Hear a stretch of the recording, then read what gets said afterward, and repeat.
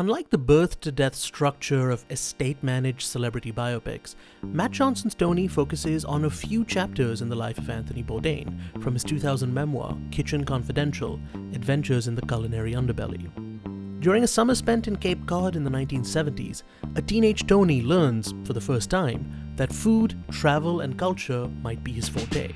However, the late chef is hardly painted with a saintly brush. In fact, actor Dominic Sessa of The Holdovers builds on minor details from the book, like Bourdain's cocky swagger and the ridiculous nunchucks he kept tucked into his belt, to create an insolent, selfish, but ultimately driven version of a man whose name we'd come to know.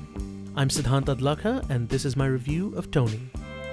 Okay, so I'm just gonna walk you through the basic vision of it. It's a coming-of-age story.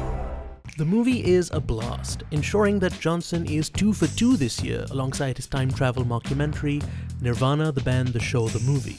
However, the two films could not be more different in scope and style. If anything, Tony, a more measured and intentional work, shares its tonal DNA with Johnson's Blackberry, an intense tale of innovators and eventual failures, which grew out of the post-social network tech biopic boom. It also wouldn't be a stretch to call Tony one of the only films to truly understand and recreate what made the social network tick. The energy of naive youth, no matter how destructive. Part dramatic biography, part coming-of-age comedy, and wholly exciting, Tony begins with a highly fictionalized chapter in Bourdain's life that sees him fibbing about a writing fellowship at Vassar College so he can follow his high school crush Nancy, played by Emilia Jones, to Cape Cod. The self-proclaimed author has dreams of grandeur and waxes poetic to anyone who listens. Drunkenly, might I add, even if it gets him in hot water. The next thing he knows, he's working as a dishwasher in a local clam joint to make ends meet, while keeping this lowly job a secret from his college peers and sleeping on the porch hammock of his unnamed Portuguese boss, known only as Chef, played by Antonio Banderas. The plot follows Tony's growing relationship with Nancy in the perpetual dusk of Provincetown, but it also sees the young teen learning about the adult world, not only through his boss's passions and failures, but through the drug-fueled sexual exploits of his co-worker, Sal, played by Leo Woodall. Every male role model in Tony's life seems to harbor a mysterious melancholy, leading to a fascinating set of performances from the cast. Woodall hides an aggrieved sadness just behind his eyes, while Banderas appears to live with regrets he's long come to terms with. However, these are just tiny clues that inform each casual interaction instead of eclipsing the central drama. Ultimately, the mile-a-minute bustle of the cramped kitchen is where the movie lives and breathes, from the uncouth rituals of other supporting characters to the slow transition of Bourdain's own point of view. The film adapts only chapters 2 and 3 of Kitchen Confidential, so apart from the broad details of time and place, it may as well be fanfiction.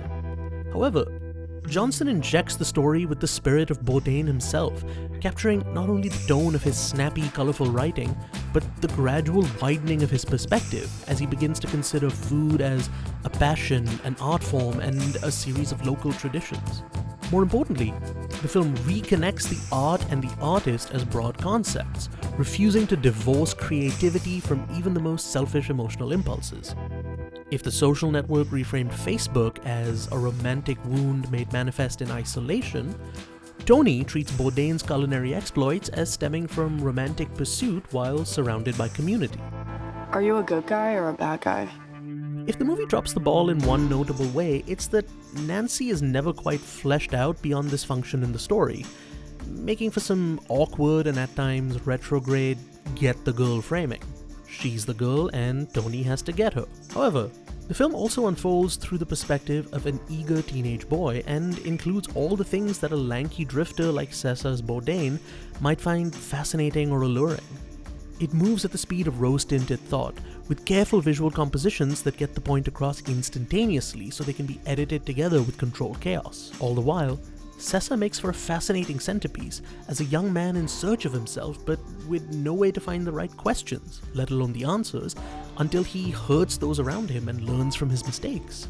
It's a feel-good movie in the vein of Richard Linklater's Everybody Wants Some, another college period piece that gazes backward in time while immersing you in its testosterone-drenched escapades, but with enough intellectual distance to excuse its visceral delights, turning them into wistful nostalgia. It grants permission, in a way, To return to a time when the world seemed so large that anything could be possible, even when the weight of expectations bore down on you with unrelenting force. It's probably no coincidence that as much as Sessa channels the spirit of Bourdain, he also resembles Johnson himself in look and fast-talking demeanor. This ensures that Tony's exploration of creative spark as something impure but no less valuable feels deeply personal too, as if the film were about carving out a daring space for filmmaking in the Canadian landscape, in the way that Johnson and his creative partners often have. Either way, the result is a biopic laser-focused on the follies of youth and hypercharged with all its vigor. Not pretentious, something sexy makes you want to something only you can do. And so I'm giving Tony a 9. It's a zesty, energetic biopic about a teenage Anthony Bourdain and Matt Johnson's second film this year, an act of controlled chaos that taps into the nostalgia of naive youth while examining how creativity is born. Led by an incredible ensemble, its imperfect answers make for one of the finest and thorniest coming-of-age films in recent years. In short, it's a blast. Well, that's our review of Tony from A24, and here to chat a little bit more about it, the reviewer, Siddhant Adlakha. Siddhant, how's it going, man? Hey, Clint, thank you for having me. I'm doing well. How are you? Oh, I'm good. So it's a little weird because this is one of the first times that you and I have gotten to chat like this. Like, we've met before in real life, but we don't get to talk that much. It's weird because I feel like we work together almost constantly. Yeah, we've been in touch since, I want to say, the early pandemic, and I've been working for IGN since about 2018. So this has been a long, long time coming. Yeah, I was curious about that myself, so I actually looked it up. And just in the last year, do you know how many articles that you've written for IGN that have gotten page views in the last 365 days? I do not. You'll have to tell me. 372. That is more than one a day. Wow. Yeah, more than one a day. But that's not everything you've done this year. Some of that's from previous years, but 372 of them have done traffic this year. Not all of them are reviews, but I think most of them are. I might need to cut back. Yeah, take it easy. But since this is the first time we've had one of these particular kinds of conversations, let me ask you a quick icebreaker. How'd you get into being a critic in the first place? I probably started writing small little bloggy reviews on Facebook. Yeah. When I was maybe in high school, maybe in early college, and then throughout my college and grad school years, that slowly developed into actual blogging. And then I found that it was something I was not entirely terrible at and that I could get paid to do as well. But also, no, it's being part of this constant conversation and feedback loop, something that I really, really enjoy. And yeah, now, traveling to festivals and all of that, it's just become a regular part of my life. Yeah, dude, your festival schedule, I'm more than a little jealous of. So back to Tony. You did mention something in your review that I wanted to follow up on about the type of biopic it is. What is it about this sort of small window approach that you like? Sure. Over the years, the biopic has become kind of a genre unto itself, especially if it's, a known quantity, someone who can be considered an IP or a brand, someone like Michael Jackson. And then the expectation going in becomes, okay, this is where they were born, this is when they grew up, so on and so forth. And it's very hard to tell a life-to-death story really, really well, regardless of who the subject is, whether they're real, whether they're fictional.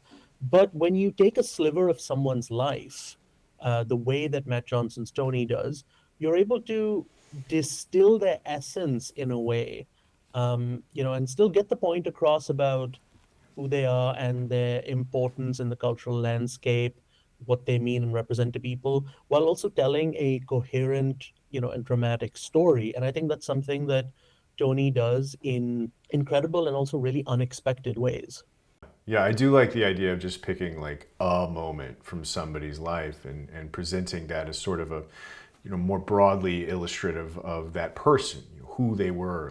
Here's this one moment that really built this person that you heard of, in this case, Anthony Bourdain. Yeah, and something that Johnson does that's really interesting is, I mentioned in the review that it is essentially biographical fan fiction, because apart from the fact that Bourdain spent a summer working at a kitchen in Cape Cod, everything else in this movie is more or less fictitious. but it captures this sense of time and place and the mood of who Bourdain was as a youngster really, really well. Yeah, I feel like Anthony Bourdain, and this may be speaking out of turn, but he always struck me was like he was very self-aware, like even in his writing and in his shows and sort of just how he presented himself. It feels like he would, agree with the sentiment that maybe he was kind of a. Yeah, and even in his later years, he continued to be very brisk, very brash. But when you have, someone who you might consider an expert in their field or maybe even a genius, you kind of understand that that brashness comes with the territory.